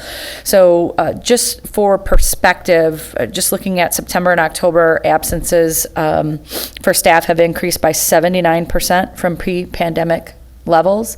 Again, our staff is being responsible, doing what we're asking, which is when you're sick, don't come to work. And that's hard for a teacher. You know, a lot of times they would power through because they know that they want to be the ones delivering instruction in front of kids. So they've certainly been impacted by illness, COVID and non-COVID related. And again, just we need them to consistently stay home when they are ill, and we appreciate that. But it gives you some perspective. We are hitting in the months of October and certain periods in November where we were having 70 absences a day. With a fill rate of 67%. We've been running on fumes for well over a month now, with some days 30 to 40 instructional staff, certified staff missing, and they're unfilled, no subs available. It's not without reason. You hear some people like, well, go hire subs or raise your rate or do some things. And those things have come forward before the board. We've increased our daily rates. We've never stopped hiring. Every week, Lenny has interviews. He's poaching in a great way from other districts and securing consistent employed subs with us. We're utilizing services from Teachers on Call, et cetera, to widen that pool. And then he also really worked not just on that recruitment end and things to get people in the door, but working with our staff on kind of that retention piece. Because when you're competing in a pool of subs and it's really easy to go from us to the neighbor, the dollars are just one piece of that. It's that climate, that welcoming, that, you know, that those things, those, non-monetary things that we're providing that keep people coming back to us. And you'll see subs return to like, yeah, I'm all in. I'm going to be there for Decorah every day. I'm going to be here for that. And we certainly need them. But again, when we are facing 30 to 40 unfilled positions daily, it means we're pulling from everywhere. We're pulling specialists off their jobs, might be intervention, might be those things. We're pulling principals from their job. We're pulling ourselves. We're serving in classrooms. People are driving vans for 4K. Again, you know, that same attitude that we had last year, we're going to go down swinging. We don't take any kind of closure lightly. But we've just reached a point of fatigue in the system that we can't consistently sustain it. I'm watching the numbers of cases. I'm concerned about, coming back post these breaks. That puts you, kind of like at that 5-day mark. That's kind of a window. If something's going to pop, it's going to happen within 5 to 7 days to show illness. Families are gathering. So we're just trying to disrupt that in the least disruptive way. I'd be remiss if I didn't say this timing stinks. It stinks for our families, and we don't take that lightly. But we want to be able to provide notice. What really was hard was having to move Silverbrook, to a position of going virtual. And if I have to give, a day to restore services and plan for the next leg of the race, I would rather give kind of the one day than have to do what we did in other places. So that kind of positions us as the why. Lenny, I don't know if you've got anything you want to add. I guess the thing I would add that people probably don't realize is For most of the community, it seems like this is a better year COVID related than last year. In schools, that is not true. We have experienced more absences this year, both the students and staff, by far compared to last year. Our staff absences through October were up 65% compared to last year when it was the first year of COVID. And that's up 79% compared to our last normal fall, which was 2019. Much of life outside of schools has returned to normal for people, and I think maybe it seems like we should be getting through it, but actually absence numbers are worse this year, probably for a variety of factors. We've all heard that the Delta variant is more infectious, and that's probably had something to do with it. The uses of mitigation throughout the community certainly look different in our community than they did last year. It's impacted us heavily. Our fill rates are certainly, like she said, a 67% fill rate. And one of the biggest tools we have at the secondary level to battle against absences is involuntary subbing, where a teacher will take their prep period and instead they'll be covering for another class. We do compensate for that. We, through last week, so not even quite through a trimester, we had already hit half of our involuntary sub expense of all of last year. So we are exceeding the pace of last year, and Ms. Wimmer is absolutely right that is putting that on the backs of everybody. Aides who can sub, teachers, administration. I mean, I have been in a building for 6 of the last 8 days subbing for administrators myself. It is certainly something that, it's an all hands on deck approach, but the sustainability is certainly something that we get concerned about. And every time that one of those teachers is giving up that prep period to sub, that's obviously preparation time that is, being pushed to 10 or 11 o'clock at night when I get their emails and they're still up working, and then they have to be at work by, 6:45 the next morning. So it is a legitimate concern. So again, it's not something that we take lightly. We also work with our community partners to ensure that every site works with their before after school daycare provider, just as we did at Silverbrook, to make sure that I have on-site options for families to take advantage of, so that they have opportunities for care should they need it. Any questions for us? I guess I just have a couple comments. I know this is a big issue. I have 2 kids at the high school, and I have one child saying, "Oh, so-and-so's math teacher was my math teacher today." So I know they're using their off periods to sub. I think one thing that maybe people don't think about is that's affecting, the absences are affecting both classes. They're affecting the class where the teacher is out sick or quarantined or caring for their sick child or whatever the circumstances. And it's affecting the teacher's classes that now they're lost their planning period. If we don't give our teachers adequate planning, that's affecting our kids' education. And our students are losing out.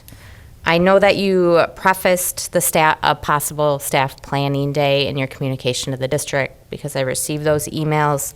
And yeah, this notice stinks. So I guess I just want to further talk about childcare. Will you call out, if this gets approved, will you call out in that communication to families what their options are and where those are located and how to do that?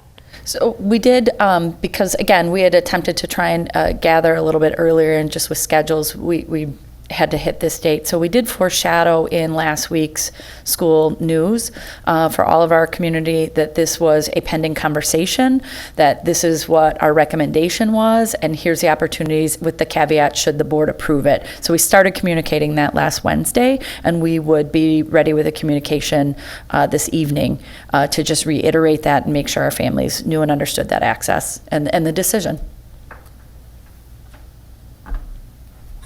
Okay, this might be far-fetched, but obviously we have a lot of kids at the high school.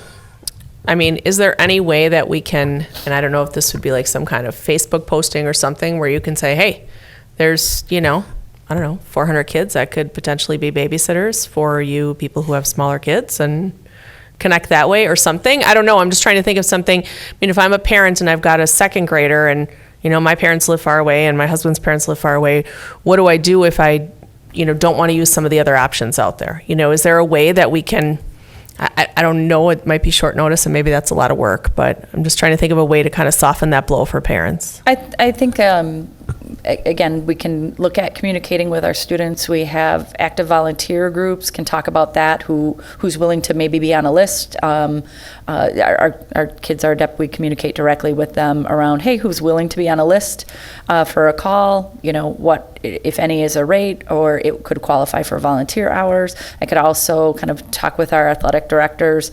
They also oversee co-curriculars, so you're looking at organizations like National Honor Society, in addition to students looking for targeted volunteer hours.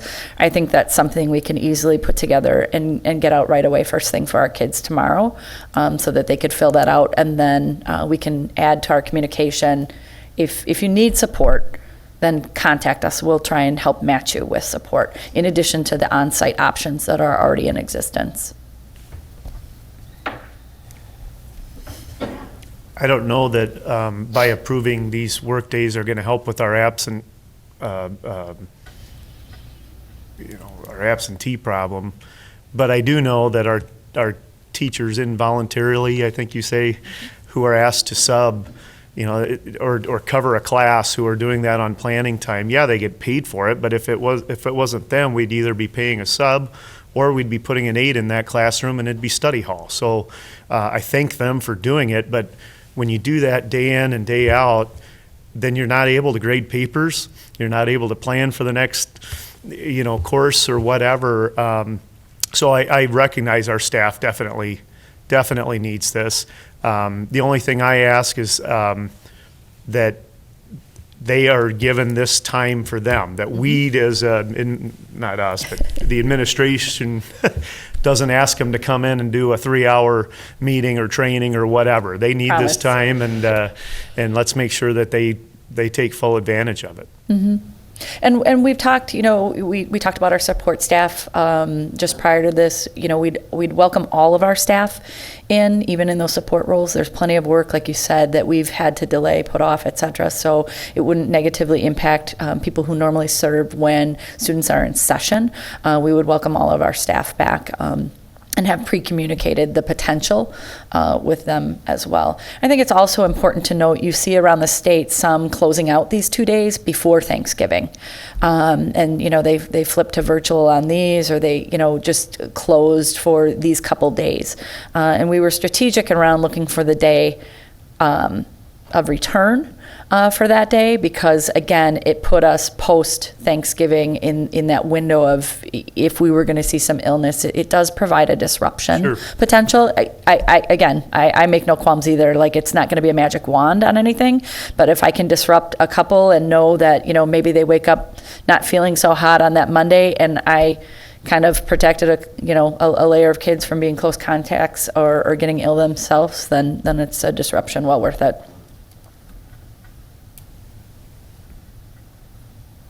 So as it relates to instructional hours in the entire year and having these 2 days not be student days, can you just remind us, how does that work? What does it affect? Sure. So we're bound by instructional minutes by the state. There is a waiver available again this year. We had a waiver last year in place, so we would look at the opportunity ahead, recalculate, looking at these days, what are our minutes that could be captured. Hopefully we'll have a really mild winter, so we wouldn't have to call in. We've had, you know, some days built in for snow or inclement weather, those kinds of things, so we could look at capturing those as virtual instruction, because we want instruction to happen, and we want it to happen by our certified staff and experts, so it's not looking for a way to recuse ourselves from our primary purpose. So we would look at those pieces, but again, that waiver has been extended by the state again this year for us to have flexibility, knowing that we've all been facing some similar challenges to last year.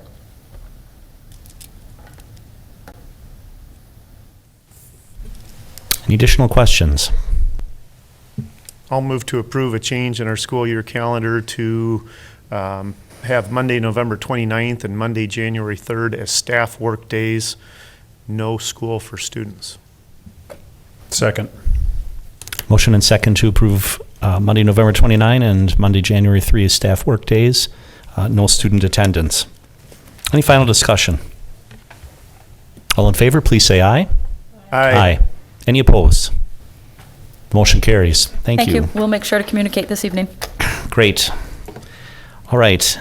We have our board meeting calendar under future agenda items, and our board meeting calendar includes a curriculum committee meeting on December 7th at 8 a.m. at the Education Service Center. Our next regular board meeting is December 13th at 5:30 p.m., also scheduled at the Education Service Center. Then in January, on January 4th, we have curriculum committee meeting, 8 a.m. at the ESC. On January 10th will be our next, or following, regular board meeting, 5:30 p.m., Education Service Center. So we'll be back in familiar quarters, we hope. But certainly pay attention to any posted agendas in case those locations would change. Are there any other items for follow-up and communication? The one item that I had noted, Superintendent Wimmer, is our future go forward on COVID mitigation. We're going to need to determine how best to engage the board and the community on that. Any other items?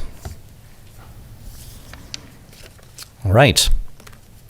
Hearing none, I'll move to our next item, which is consideration of executive session. I would move to adjourn into executive session pursuant to Wisconsin Statutes 19.851C to consider employment, promotion, compensation, or performance evaluation data of any public employee over which the governmental body has jurisdiction or exercises responsibility, and take any such action if necessary based on its discussion, namely compensation and Wisconsin Statute 19.851D for purpose of reviewing safety plans for Rolfs Education Center, Decorah Elementary School, Fair Park Elementary School, Green Tree Elementary School, Jackson Elementary School, McLean Elementary School, Silverbrook Intermediate School, Badger Middle School, East High School, West High School, and district facilities per Wisconsin Act 143.